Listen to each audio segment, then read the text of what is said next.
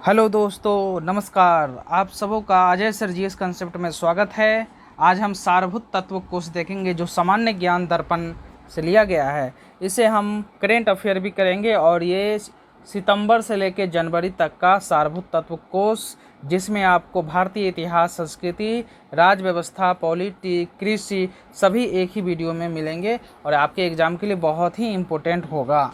तो इसके बाद करेंट का भी हम लाएंगे सितंबर से लेके जनवरी तक का। तो आप हमारे चैनल पे नए हैं तो बिल्कुल सब्सक्राइब कर ले और लाइक शेयर जरूर कर ले। चलिए वीडियो शुरू करते हैं। सारभूत तत्व कोश, सबसे पहले भारतीय इतिहास एवं संस्कृति से, इसमें ब्रहणगिरी, बुर्जहोम, चिरांद एवं मास्की में से वह स्थल जहाँ से मानव कंकाल के साथ कुत्ते का कंकाल भी सावधान से प्राप्त हुआ है, तो जगह है बुर्जहोम। ठीक है दोस्तों, बुर्जहोम वह सभ्यता जो नील नदी के तट पे पनपी थी, मिस्र की सभ्यता है।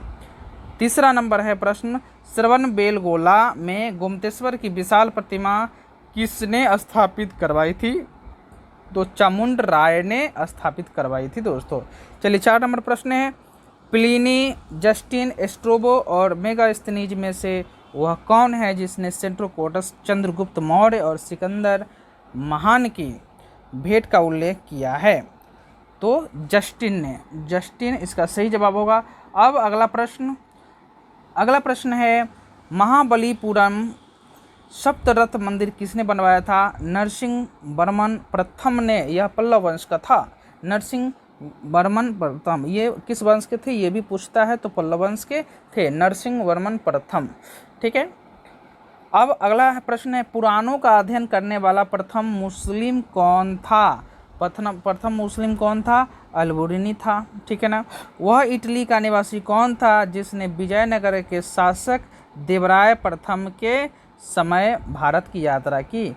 तो संगम वंश के जो शासक थे देवराय प्रथम, निकोलो कांटी उस समय आया था। निकोलो कांटी, इसके बारे में हमने पढ़ाया था। देवराय प्रथम, देवराय द्वितीय के बारे में पढ़ाया था। ठीक है, सभी के बारे में बताया था। मेरा वीडियो प्लेलिस्ट में है, जाकर आप नहीं देखे हो तो निश्चित देखें, और नए हैं तो बिल्कुल इस चैनल को सब्सक्राइब कर ले। आपको बहुत ही इंपॉर्टेंट फैक्ट इस चैनल पे मिलेंगे। ठीक है, और ये सितंबर तक चलेगा। सितंबर से लेके जनवरी तक हम करवाएंगे और ये सारा वीडियो आपको एक सप्ताह में समाप्त होंगे। ठीक है। चलिए, 2 अस्पा एवं सिंह अस्पा, ये बहुत ही इंपॉर्टेंट है, पूछा गया प्रश्न है। किसने शुरू किया था? जहांगीर ने। मुगल शासक जहांगीर ने शुरू किया था। अब 9वां प्रश्न है, किस सिख गुरु ने खालसा पंथ की स्थापना की? गुरु गोविंद सिंह।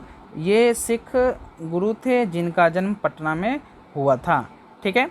चलिए, 2 अस्पा सिंह अस्पा प्रथा किसने शुरू की? तो जहांगीर ने। अब 10 नंबर प्रश्न है, वह सेनानायक कौन था जिसने बीजापुर के सुल्तान ने 1659 ईस्वी में शिवाजी को दबाने के लिए भेजा था? तो अफजल खां। ठीक है ना, ये इतिहास से कंप्लीट। अब राष्ट्रीय स्वतंत्रता आंदोलन से हम देखते हैं। 11 नंबर प्रश्न है, 1857 के विद्रोह के दौरान बहादुर शाह ने किसे साहब ए आलम बहादुर का खिताब दिया था? तो बख्त खां को दिया था दोस्तों। ये बख्त खां, 1857 को बख्त खां को। इम्पोर्टेंट है बीपीएससी के एग्जाम, एसएससी, अन्य एग्जाम जो आपके जीके जीएस काम आते हैं उस सभी एग्जाम के लिए ये इम्पोर्टेंट है। आप बिल्कुल लाइक करें, सब्सक्राइब करें, ग्रुप में शेयर करें दोस्तों। ठीक है, सब्सक्राइब कर लें। अब अगला प्रश्न है, कांग्रेस को सूक्ष्मदर्शी अल्पसंख्यक जनता का प्रतिनिधित्व बताते हुए किस गवर्नर जनरल वायसराय ने उसका मजाक उड़ाया था? तो लॉर्ड डफरिन। ठीक है, कांग्रेस की स्थापना लॉर्ड डफरिन के समय ही की ओ ह्यूम द्वारा हुई थी। ठीक है। अब 13 नंबर प्रश्न है, भारतीय राष्ट्रीय कांग्रेस का वह अधिवेशन जिसमें पंडित जवाहरलाल नेहरू ने समाजवाद को भारत की समस्याओं को हल करने की कुंजी बताई थी? तो लखनऊ अधिवेशन 1936 में। ठीक है। 14 नंबर प्रश्न को देखते हैं। 14 नंबर प्रश्न है, भारतीय राष्ट्रीय कांग्रेस का वह अधिवेशन, ये हो गया। पंजाब केसरी लाला लाजपत राय अपना राजनीतिक गुरु किसे मानते थे? मैजनी को मानते थे। ठीक है, मैजनी को। चलिए 15 नंबर क्वेश्चन है, बाहरी ब्रिटिश सरकार को सुनाने हेतु केंद्रीय विधानसभा में 8 अप्रैल 1929 में किसने बम फेंका था? तो भगत सिंह और बटुकेश्वर दत्त ने बम फेंका था 8 अप्रैल 1929 में। ठीक है, जो लाहौर अधिवेशन हुए थे और लाहौर में पूर्ण स्वराज के लिए प्रण लिया था जवाहरलाल नेहरू ने, और वहाँ झंडा फहराकर प्रण लिया था रावी नदी के तट पे। ठीक है, तो 8 अप्रैल को, उससे आप जोड़ के देखें, याद रहेगा। कामागाटामारू क्या था? कनाडा की यात्रा पे निकला एक जलपोत था, जहाज था। ठीक है, ये पूछा गया प्रश्न है, कामागाटामारू। ठीक है, जहाज था एक। गांधीवादी विचारधारा किससे प्रभावित रही? रस्किन, थोरो, टॉल्स्टॉय से। ठीक है, टॉल्स्टॉय से ये प्रभावित रही। अब 18 नंबर प्रश्न है। 18 नंबर प्रश्न है, 1940 में रेडिकल डेमोक्रेटिक पार्टी, 1940 में रेडिकल डेमोक्रेटिक पार्टी, ये इम्पोर्टेंट होगा, M.N. राय। ठीक है, M.N. राय ने इसका गठन किया। स्वराज आम सभा जनता के लिए होना चाहिए, केवल वर्गों के लिए नहीं, ये प्रसिद्ध सूत्र की घोषणा किसने की थी? C.R. दास। ठीक है, कभी कभी शॉर्ट फॉर्म से काम नहीं चलता, एक बार पूछा गया था प्रश्न, इनका पूरा फुल फॉर्म दे के C.R. चित्तरंजन दास होगा, और अन्य C.R. से ही नाम दिए गए थे फुल फॉर्म में, तो ये कन्फ्यूजन है। आप चित्तरंजन दास पूरा पढ़े, पूरा याद रखें, तब जाके आपको बहुत ही सहूलियत होगी। ठीक है, और अच्छे से क्वेश्चन कर पाएंगे। भारत छोड़ो आंदोलन के समय इंग्लैंड के प्रधानमंत्री को थे चर्चिल थे। ठीक है ना, विंस्टन चर्चिल थे भारत छोड़ो आंदोलन, और इटली थे क्लेमेंट एंट्री स्वतंत्रता के समय। ठीक है, स्वतंत्रता के समय जो राष्ट्रीय कांग्रेस था, कांग्रेस के राष्ट्रीय अध्यक्ष कौन थे? ठीक है, तो JB कृपलानी थे। ये बहुत ही इंपॉर्टेंट प्रश्न, ये पूछा गया अक्सर। दोस्तों, आप निश्चित देख रहे वीडियो, पसंद आ रहा है तो लाइक ज़रूर दबाएं। ठीक है, चलिए अब क्वेश्चन करते हैं हम। क्वेश्चन, भारतीय राज्य व्यवस्था एवं संविधान से भारत को एक संविधान देने का प्रस्ताव कब पारित किया गया था? तो 22 जनवरी 1947 को एक संविधान पारित करने का सुझाव था, 22 जनवरी 1947 को। भारत के संविधान में सम्मिलित समवर्ती सूची किस देश से ली गई है? तो ऑस्ट्रेलिया से ली गई है। समवर्ती सूची ऑस्ट्रेलिया से ली गई है। भारतीय संविधान की प्रस्तावना को हमारे संप्रभु प्रजातांत्रिक गणतंत्र की कुंडली किसने कहा है? गणतंत्र की कुंडली किसने कहा है? तो KM मुंशी ने कहा है, KM मुंशी ने कहा है। ठीक है, चलिए दोस्तों आगे देखते हैं। 24 नंबर प्रश्न, भारत में एक नया राज्य सृजित करने वाले विधेयक को पारित होना अनिवार्य है, संसद में साधारण बहुमत द्वारा। इसका संसद में साधारण बहुमत द्वारा ही। ठीक है, भारत की विदेश नीति से संबंधित अनुच्छेद कौन सा है? तो 51 पूछेगा, क्वेश्चन दे देगा। अनुच्छेद 51 का संबंध है भारत के विदेश नीति से, राजनीति से, नीति निर्देशक तत्व से, इनमें से सभी, इनमें से कोई नहीं। तो आपका इसे भारत के विदेश नीति से 51 का संबंध है, 51 का। ठीक है, चलिए भारत के राष्ट्रपतियों में किसे दार्शनिक राजा अथवा दार्शनिक शासक कहा गया है? तो डॉक्टर राधाकृष्णन। ठीक है, ये प्रथम उपराष्ट्रपति थे। भारत के प्रथम जनजातीय लोकसभा अध्यक्ष कौन थे? जनजाति शेड्यूल्ड ट्राइब से कौन थे? तो P.A. संगमा। अभी भारत के प्रथम जनजातीय राष्ट्रपति कौन बने हैं? तो द्रौपदी मुर्मू बने हैं। ठीक है, और ये 15वें नंबर के राष्ट्रपति बनी है, 16वां ये राष्ट्रपति चुनाव हुआ था। लोकसभा लोक लेखा समिति अपनी रिपोर्ट किसे प्रस्तुत की? तो लोकसभा के स्पीकर को प्रस्तुत ये करते हैं। चलिए अगला प्रश्न आप देखेंगे। अगला प्रश्न है, संविधान की व्याख्या करने का अंतिम अधिकार किसे है? संविधान की व्याख्या करने का सर्वोच्च न्यायालय को। ठीक है, सर्वोच्च न्यायालय का।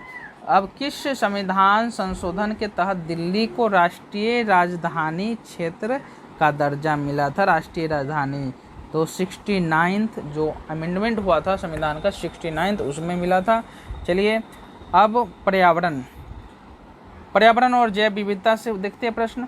पर्यावरण किसी जीव के चारों तरफ घिरे भौतिक एवं जैविक दशाएं एवं उनके साथ अंतःक्रिया को सम्मिलित करता है। यह पर्यावरण संरक्षण अधिनियम 1986 की परिभाषा के अनुसार है। पर्यावरण संरक्षण अधिनियम 1986 के परिभाषा है ये कि पर्यावरण किसी जीव के चारों तरफ घिरे भौतिक जैविक एवं दशाएं को।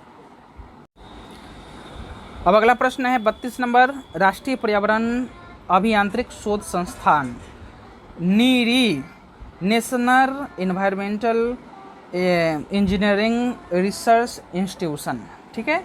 तो ये कहाँ अवस्थित है? तो नागपुर में अवस्थित है दोस्तों, नागपुर में। नीरी नीरी नीरी नीरी, ठीक है, नीर से नीरी याद रखिए। तो national environmental engineering research institution, ठीक है। पृथ्वी सम्मेलन 21वीं सदी के लिए पर्यावरण विकास हेतु कार्यक्रम निर्धारित किया। इन कार्यक्रमों को क्या नाम दिया गया है? तो कार्यक्रम को क्या नाम दिया गया? एजेंडा 21, ठीक है, एजेंडा 21 नाम दिया गया। चलिए अब अगला प्रश्न देखते हैं हम। 34 नंबर प्रश्न है, संयुक्त राष्ट्र पर्यावरण कार्यक्रम UNEP, United Nation Environment Programme की स्थापना कब हुई? 1972 में, 1972 में हुई। अब जैव विविधता पर अभिसमय एवं ये कन्क्लेव जलवायु परिवर्तन पर संयुक्त राष्ट्र ढांचा अभिसमय के वित्तीय क्रियाकलाप के रूप में काम करता है। तो भूमंडलीय पर्यावरण सुविधा के रूप में। जैव विविधता की दृष्टि से संतृप्त क्षेत्र कौन सा है? ठीक है, तो जैव विविधता के लिए जो है पश्चिमी घाट, ठीक है, पश्चिमी घाट उपयुक्त है। भूमंडलीय पर्यावरण सुविधा GEF होगा 35 का। अब 37 नंबर प्रश्न है, भारत का वह राज्य जो वर्ष 1975 में भारत का अभिन्न अंग बन गया, इसे वनस्पति शास्त्रियों का स्वर्ग माना जाता है। तो किसे? सिक्किम को। सिक्किम को वनस्पति शास्त्रों का स्वर्ग माना जाता है। VVI है। सर्वप्रथम किसने बायोडाइवर्सिटी शब्द का प्रयोग किया? तो वाल्टर डी रोशेन ने। इम्पोर्टेंट है, ये सब पूछा गया है, ठीक है ना, पूछने की संभावना ये सब क्वेश्चन को अक्सर बनी रहती है दोस्तों, ठीक है। नए हैं तो निश्चित सब्सक्राइब कर ले, वीडियो अच्छा लग रहा है तो लाइक करें, ठीक है, सब्सक्राइब कर ले ताकि मेरा आने वाला वीडियो का नोटिफिकेशन आपको प्राप्त होता रहेगा, ठीक है ना। पूरा हम करवाएंगे ये जो दैनिक सामान्य ज्ञान दर्पण का जो है सभी हम आपको करवाएंगे। 10 दिन में ये कंप्लीट हो जाएगा, ठीक है दोस्तों। चलिए 39 नंबर, आर्द्र भूमि के अंतर्गत देश का कुल भौगोलिक क्षेत्र अन्य राज्यों की तुलना में अधिक अंकित किस राज्य की है? तो गुजरात की ज़्यादा है, ठीक है। टूमारोज बायोडाइवर्सिटी नामक पुस्तक की रचना किसने की? टूमारोज, ठीक है, तो वंदना शिवा ने की। वंदना शिवा ने, इंपॉर्टेंट है, वंदना शिवा ने की है, ठीक है। चलिए अब 41 नंबर प्रश्न है जो जलवायु परिवर्तन एवं आपदा से है, ठीक है। तो वह देश जिसने ग्रीन हाउस गैस के उत्सर्जन में कमी करने हेतु वर्ष 2019 में कार्बन टैक्स लगाने की घोषणा की है, तो सिंगापुर ने। कार्बन टैक्स से प्रश्न आएगा, सिंगापुर आप एकदम लगाइएगा, ठीक है। जलवायु परिवर्तन का क्या कारण है? ये आपको सभी RRB रेलवे का जो है NTPC, उसमें SSC सभी GK GS के जो एग्ज़ाम होते हैं PT के, सभी में आपको काम आएंगे समान रूप से। जलवायु परिवर्तन का क्या कारण है? ग्रीन हाउस गैसें, ओजोन परत क्षरण, ये सब प्रदूषण। ग्रीन हाउस गैसों की संकल्पना किसने की? तो जोसेफ फोरियर ने की। वह पहला देश जिसने भूमंडलीय तापन के प्रतिकरण के लिए कार्बन टैक्स लगाने का प्रस्ताव रखा है, तो न्यूजीलैंड। कार्बन टैक्स का प्रस्ताव रखा न्यूजीलैंड, इससे पहले सिंगापुर ने, ठीक है। ओजोन परत को किस में मापा जाता है? तो ये इंपॉर्टेंट है, ओजोन परत को डॉब्सन इकाई में, ठीक है, DU में डॉब्सन इकाई में। धान का पौधा किसका अवशोषक होता है? तो आर्सेनिक का अवशोषक होता है। आर्सेनिक के लगातार संपर्क से कौन सा रोग हो जाता है? ब्लैक फुट रोग हो जाता है। आर्सेनिक के जो कांटेक्ट में आप ज़्यादा रहेंगे, ठीक है, तो आपको ब्लैक फुट होने की संभावना ज़्यादा है। चलिए अब अगला प्रश्न देखते हैं। अगला प्रश्न जो है, रूस के चेर्नोबिल स्थित परमाणु केंद्र में कब नाभिकीय दुर्घटना घटी थी? तो 26 अप्रैल 1986 को। ठीक है, 26 अप्रैल 1986, 26 अप्रैल 1986, 26 अप्रैल 1986 को। किसे मेगा डाइवर्स देश के रूप में जाना जाता है? तो मेगा डाइवर्स देश के रूप में ऑस्ट्रेलिया को जाना जाता है, मेगा डाइवर्स देश के रूप में। ठीक है, मेगा डाइवर्स देश के रूप में ऑस्ट्रेलिया को जाना जाता है। वनस्पतियों का शास्त्रीय राज्य के रूप में किन्हें जाना जाता है? सिक्किम को। और मेगा डाइवर्स देश के नाम के रूप में जाना जाता है ऑस्ट्रेलिया को। फेफड़े का कैंसर तथा रक्त कैंसर होने की संभावना किस गैस से होती है? रेडॉन गैस से होती है दोस्तों, रेडॉन गैस से होती है। अब भारत एवं विश्व का भूगोल से देखते हैं प्रश्न किया गया है। महाविस्फोटक सिद्धांत मतलब बिग बैंग का थ्योरी किससे संबंधित है? तो ब्रह्मांड की उत्पत्ति से। लेमेत्योर ने दिया था ये, तो ब्रह्मांड की उत्पत्ति से संबंधित है। सौरमंडल का सर्वाधिक मंद गति वाला ग्रह कौन सा है? मंद गति वाला वरुण है। ठीक है, वरुण मंद गति वाला है।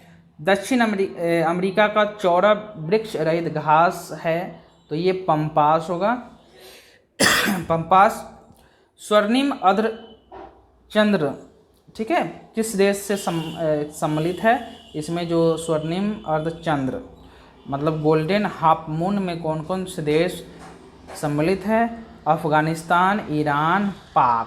ठीक है, अईपा, आप इसे शॉर्ट में अईपा भी याद कर सकते हैं, अईपा। ठीक है, अईपा, अईपा मतलब अफगानिस्तान, ईरान, पाकिस्तान, अईपा, स्वर्ण चंद्र अर्धचंद्र, अईपा। ठीक है, अब 54 नंबर प्रश्न होता है समाप्त। अब 55 नंबर प्रश्न को देखते हैं हम। 55 नंबर प्रश्न ये आपके स्क्रीन पर है। कर्क रेखा भारत के कितने राज्यों से होकर गुजरती है? कर्क रेखा तो 8, गुजरात, राजस्थान, मध्य प्रदेश, झारखंड, छत्तीसगढ़, पश्चिम बंगाल, त्रिपुरा, मिजोरम। ठीक है, भारत का औसत समुद्र तल कहाँ से मापा जाता है? पहले उसको एक बार और रिवीजन कर लिए। गुजरात, राजस्थान, मध्य प्रदेश, झारखंड, छत्तीसगढ़, पश्चिम बंगाल, त्रिपुरा, मिजोरम, त्रिपुरा, मिजोरम। ठीक है, गुजरात, राजस्थान, मध्य प्रदेश, झारखंड, छत्तीसगढ़, पश्चिम बंगाल, त्रिपुरा, मिजोरम। ठीक है, अब 56 नंबर प्रश्न है। भारत का औसतन समुद्र तल कहाँ से मापा जाता है? जो समुद्र तल मापा जाता है चेन्नई तट से मापा जाता है। भारत की सर्वाधिक खाद्य जनजाति कौन सी है? तो जरवा जनजाति। दक्षिण भारत की नदियों का प्रमुख अफवाह तंत्र कौन है? वृक्षनुमा। ठीक है, ये इंपॉर्टेंट है, अफवाह तंत्र है वृक्षनुमा। तो ये वृक्षनुमा कहने का मतलब क्या है? जैसे नदी जो बहती है आप देखेंगे इस तरह से, फिर इस तरह से, ऐसा लगेगा कि डाली बना रहा है, नहीं, वृक्ष के जैसा डाली बना रहा है, तो वृक्षनुमा ये अफवाह तंत्र है। भारत की सर्वाधिक आर्द्र ये हो गया। नई सुधरी गई ऊसर भूमि में हरी खाद के लिए उपयुक्त फसल कौन सी है? तो ढेंचा, जिसे हम लोग ढैंचा कहते हैं गांव देहात में। ठीक है, नई सुधरी ऊपरी भूमि में हरी खाद के लिए तो ढेंचा इसको बोलते हैं। भारत का सबसे पुराना जल शक्ति उत्पादन केंद्र कौन सा है? पुराना जल शक्ति उत्पादन शिव समुद्रम है दोस्तों। चलिए अब भारतीय अर्थव्यवस्था से महत्वपूर्ण प्रश्न को देखते हैं। प्रश्न है, सार्वजनिक उद्यमों में विनिवेश प्रारंभ हुआ। ठीक है, तो सार्वजनिक उद्यमों में जो इन्वेस्टमेंट प्रारंभ हुआ था 1991-92 में हुआ था। अब देखिए ये इन्वेस्टमेंट आज लोग LIC ये सब चला रहे, तो ऐसा नहीं है। पब्लिक जो IPO खोलती है, इनिशियल पब्लिक ऑफर जो सरकार खोलती है, तो हर क्षेत्र में, हर रोजगार के क्षेत्र में, ताकि वो आम लोगों की भी सहभागिता हो, शेयर खरीद के। ठीक है, तो सार्वजनिक उद्यमों में विनिवेश प्रारंभ जो हुआ था 91-92 में ही शुरू हो गया था। मिड डे मील जो अभी सरकारी विद्यालयों में मिड डे मील चलाया जाता है, वो कब से शुरू हुआ था? तब 15 अगस्त 1995, याद रखें, स्वतंत्रता दिवस 15 अगस्त। ठीक है, और 1995। प्रधानमंत्री ग्राम सड़क योजना उन गांवों में जो सड़क से भली भांति संबंध नहीं है, सामुदायिक जीवन का विकास करने हेतु है, तो ये है। चलिए आगे, अपना गांव अपना काम, अपना गांव अपना काम योजना प्रारंभ की गई तो 1 जनवरी 91 को ही, ठीक है, 91 को ही प्रारंभ की गई। इम्पोर्टेंट है, बहुत इम्पोर्टेंट। अप्रैल 1992 से मार्च 1997 के दौरान कौन सी पंचवर्षीय योजना चालू थी? तो 8वीं पंचवर्षीय योजना थी। बीपीएससी पूछा गया है, ठीक है। 80 से 85 में कौन सी पंचवर्षीय योजना थी? तो उससे संबंधित पूछा गया है। अभी इससे है 92 से 97, तो 8वीं पंचवर्षीय योजना। पिछड़े देशों के लिए रोलिंग प्लान का सुझाव किसके द्वारा दिया गया था? जी मिडिल द्वारा दिया गया था रोलिंग प्लान के सुझाव। आर्थिक नियोजन एक विषय है समवर्ती सूची का, ठीक है। समवर्ती जो 7वीं अनुसूची में रखा गया है तीनों सूची को, तो समवर्ती सूची से आर्थिक नियोजन का ये है समवर्ती। चलिए, भोजन काम और उत्पादन का नारा कब दिया गया था? तो 7वीं पंचवर्षीय योजना में दिया गया था। 7वीं पंचवर्षीय योजना में भारत में ऊपर का अवमूल्यन पहली बार किया गया, ठीक है। रुपये का अवमूल्यन जो किया था 49 में ही हुआ था, 1949 में ही हुआ था। व्यावसायिक संपत्तियों के न्यायिकता सिद्धांत का प्रतिपादन कौन था? ट्रस्टीशिप का सिद्धांत किसने दिया था? तो महात्मा गांधी ने। ये बहुत ही इम्पोर्टेंट आपके एग्जाम के लिए दोस्तों, तो सब्सक्राइब तो बनता है, एक सब्सक्राइब करें, ठीक है। चलिए, 71 नंबर, मरीजों के पेट के अंदर का परीक्षण करने हेतु डॉक्टर द्वारा इंडोस्कोप कार्य करता है। कैसे कार्य करता है? प्रकाश के सकल आंतरिक परावर्तन के सिद्धांत पे। सकल मतलब टोटल आंतरिक परावर्तन, इसको टोटल कहिए, ठीक है ना, कुल कहिए, पूर्ण आंतरिक परावर्तन के सिद्धांत पर ये कार्य करता है, ठीक है। अंदर पूर्ण आंतरिक परावर्तन। अब एक कटा हुआ हीरा क्यों जगमगाता है? कटा हुआ हीरा क्यों जगमगाता है? तो पूर्ण आंतरिक परावर्तन के कारण ही जगमगाता है। फ्लोरोसेंट ट्यूब मतलब प्रतिदीप्त बल्ब में कौन सी गैस भरी जाती है? तो मरकरी और नियोन। ये तो बहुत ही आम क्वेश्चन है, ठीक है। मरकरी और नियोन भरी जाती है। इंडेन गैस किसका मिश्रण होता है दोस्तों? ब्यूटेन एवं प्रोपेन का। ब्यूटेन एवं प्रोपेन का मिश्रण होता है। बीपी आता है, ठीक है। इंडेन गैस बीपी, ठीक है ना, याद रखना। ब्यूटेन प्रोपेन, ठीक है। चलिए, अब बीपी बढ़ेगा, गैस आता है, तो बीपी श्योर है, तो गैस्ट्रिक नहीं होना चाहिए शरीर में, तो गैस या इंडियन गैस याद रखें। रासायनिक सिंदूर से है, रासायनिक दृष्टि से सिंदूर है, तो ये रेड लेड है, ठीक है। रेड लेड शीशा है, रेड शीशा। सेब के फल को लाल होने का क्या कारण है? ये इंपॉर्टेंट है, बहुत इंपॉर्टेंट है। एंथोसाइनिन के कारण ये सेब जब दांत से काटते तो नहीं, दांत उसका लाल हो जाता है उसका फल, ठीक है ना। लाल रक्त कणिकाएं मुख्यतः कहाँ बनती है? ठीक है, अर्बिसिस, तो अस्थि मज्जा में बनती है, ठीक है ना। ये 77 प्रश्न हुए। अब अगला प्रश्न आप देखें। चलिए, 78 नंबर प्रश्न है, दूध को पचाने वाला एंजाइम कौन सा है? दूध जो पचाता है एंजाइम हमारे शरीर में कौन सा एंजाइम है? रेनिन है, ठीक है। 79, रक्त कैंसर ल्यूकोमिया बीमारी को रोकथाम के लिए प्रयोग किए जाने वाले रेडियो समस्थानिक है। रेडियो समस्थानिक तो फास्फोरस 32 है। ये रक्त ल्यूकोमिया और बीमारी को रोकथाम में ये प्रयोग होते हैं। फास्फोरस 32 का समस्थानिक प्रयोग होता है दोस्तों, बहुत ही इंपॉर्टेंट है। इस सेशन से आप जुड़े, हमारे चैनल को लाइक सब्सक्राइब जरूर कर ले, आपको निश्चित क्विक रिवीजन में भी फायदा आएगा। ये बीपीएससी 67 का एग्जाम जो अगस्त के अंतिम सप्ताह में नहीं होगा और सितंबर के प्रथम सप्ताह में या सितंबर में हर हाल में होना है, ठीक है ना। जो 4 तारीख को हो या उसके बाद 1-2 संडे के बाद हो, तो लेकिन होना ही निश्चित है। आप 4 तारीख को ही मान के चले और हमारे चैनल से बिल्कुल जुड़ जाए। मक्का की पत्तियों के शीश का सफ़ेद होना किसके कारण है? तो जिंक की कमी के कारण, ठीक है, जिंक की कमी। अब 81 नंबर प्रश्न, बच्चे आमतौर पर, अब ये देखिए, अब ये प्रश्न जो बच्चे सीटेट बीटेट मतलब अन्य राज्य के टीचर एलिजिबिलिटी टेस्ट मतलब टीईटी का परीक्षा देना चाह रहे हैं सीटेट का, तो उनके लिए बहुत ही इंपॉर्टेंट है। आप बाल विकास एवं शिक्षा शास्त्र देख सकते हैं, जो बीपीएससी है उनको ये आप आगे बढ़ा के आप देखेंगे, ठीक है ना। तो बच्चों आमतौर पर किसी सहायता के बिना कम चलना शुरू कर देते हैं। बच्चों की किसी के सहायता के बिना चलने की औसत आयु जो होती है 13 से 14 महीने के बीच होती है, ठीक है, 13 से 14। नवजात काल क्या होता है? यह अवस्था लगभग 2 सप्ताह की होती है। इस अवस्था के दौरान बच्चा शारीरिक तौर पर नए परिवेश के साथ अपना समायोजन स्थापित करता है।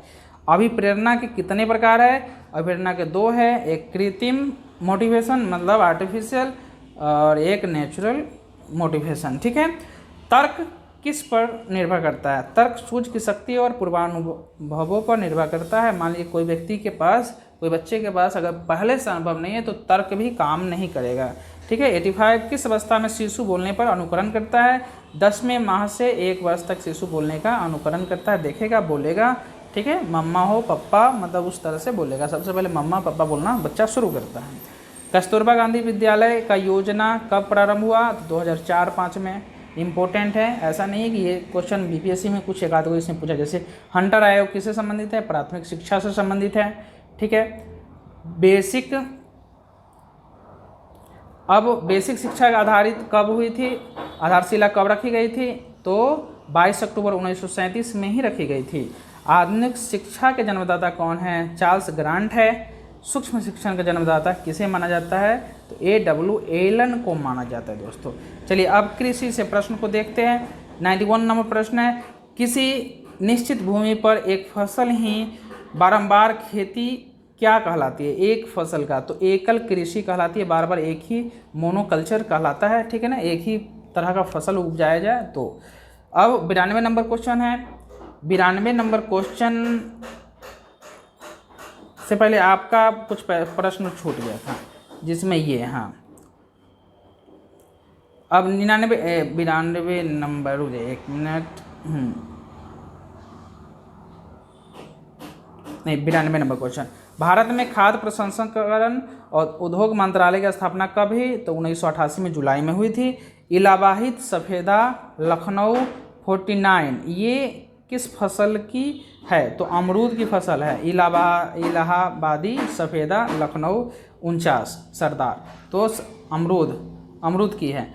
गोकुल ग्राम योजना, गोकुल ग्राम किस राज्य से संबंधित है? गुजरात से। गोकुल, द्वारिका, ठीक है ना, ये सब गुजरात से संबंधित है।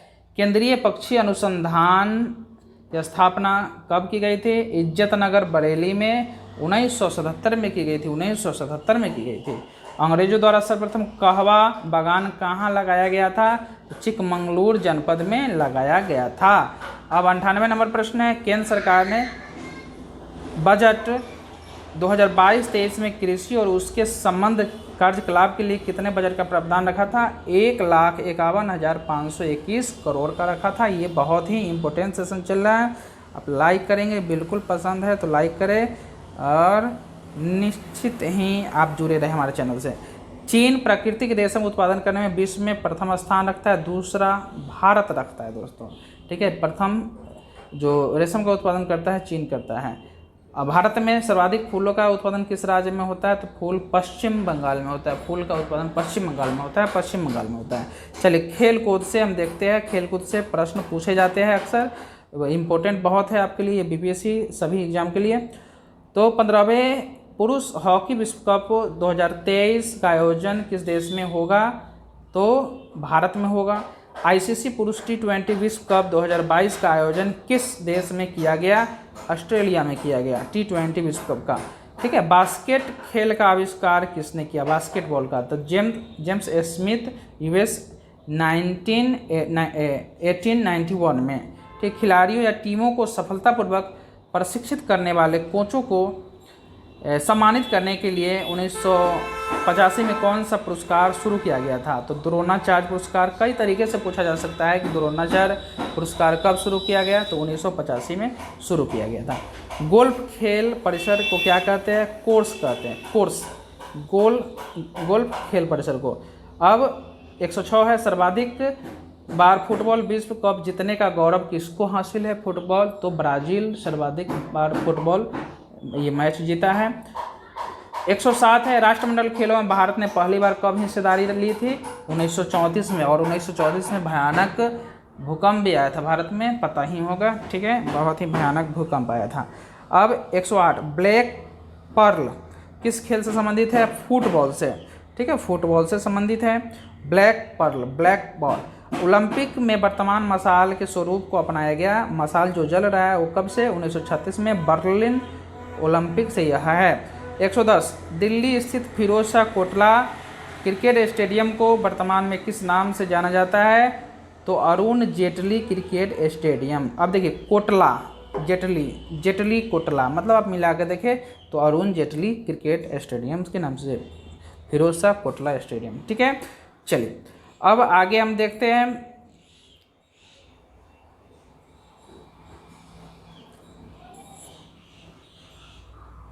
आगे है कंप्यूटर ज्ञान से। सिम का पूरा नाम क्या है? तो सब्सक्राइबर्स आइडेंटिटी मॉड्यूल। ठीक है, ये सिम का पूरा नाम हुआ। SIM। कंप्यूटर का मुख्य पटल क्या कहलाता है? तो मुख्य पटल क्या मदरबोर्ड कहलाता है। वर्चुअल मेमोरी आकार किस पर निर्भर करता है? डिस्क स्पेस पर निर्भर करता है। OMR का तात्पर्य क्या है? तो ऑप्टिकल मार्क रीडिंग। ठीक है ना। कंप्यूटर में डाटा स्टोर करने और गणना करने के लिए किस नंबर का प्रयोग किया जाता है? बाइनरी नंबर सिस्टम का प्रयोग होता है। एनालॉग कंप्यूटर और डिजिटल कंप्यूटर का संयुक्त रूप क्या कहलाता है? हाइब्रिड। दोस्तों, हाइब्रिड कहलाता है। उस हार्डवेयर को क्या कहते हैं जो मुख्य कंप्यूटर सिस्टम का भाग नहीं होते हैं और प्राय सिस्टम के साथ बाद में जोड़े जाते हैं? तो पेरिफेरल डिवाइस बोलते हैं। चलिए अब अगला प्रश्न जी देख रहे हैं यहाँ पे। तो पहले कंप्यूटर वायरस का क्या नाम था?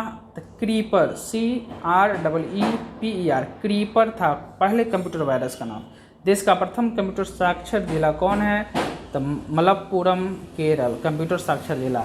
साइबर लॉ में डॉस, डिस्क ऑपरेटिंग सिस्टम। ठीक है, चलिए अब अगला प्रश्न देखते हैं। अगला है 121। भारत में सबसे पुराना चिड़ियाघर सेंट थॉमस चर्च किस राज्य में है? तो केरल में है। दोस्तों, ये बहुत ही महत्वपूर्ण MCQ है, आप निश्चित इसे करें, आप सफलता मिलेगा। और सितंबर से लेकर जनवरी बैक तक 22 तक हम इसको करवाएंगे। ठीक है, एक सप्ताह में आप इससे जुड़े रहे, बिल्कुल जुड़े रहे। हमारे चैनल पर नए हैं, सब्सक्राइब तो बनता है दोस्तों, सब्सक्राइब करें, फ़ायदा उठाएं।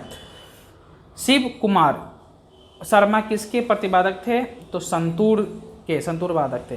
नेताजी सुभाष चंद्र बोस राष्ट्रीय खेल संस्थान कहाँ स्थित है? पटियाला में स्थित है। पोत निर्माण यार्ड मझगांव डाक कहाँ स्थित है? मुंबई में। 24 नंबर प्रश्न। अब 25 नंबर है नेशनल स्कूल ऑफ ड्रामा। ठीक है, भारत के किस शहर में स्थित है? नई दिल्ली में। और इसके अध्यक्ष जो है परेश रावल। ठीक है ना।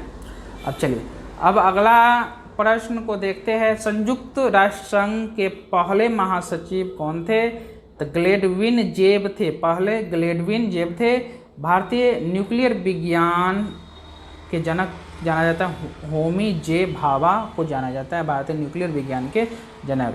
रॉकेट मैन के नाम से कौन जाने जाते हैं? APJ अब्दुल कलाम जाने जाते हैं। चलिए अब अगला, हमारे देश में वन महोत्सव कब मनाया जाता है? वन महोत्सव मनाया जाता है 1 से 7 जुलाई के बीच में। किसान दिवस कब मनाया जाता है? तो 23 दिसंबर को मनाया जाता है। कागज़ की खोज किस देश में हुई? चीन में हुई।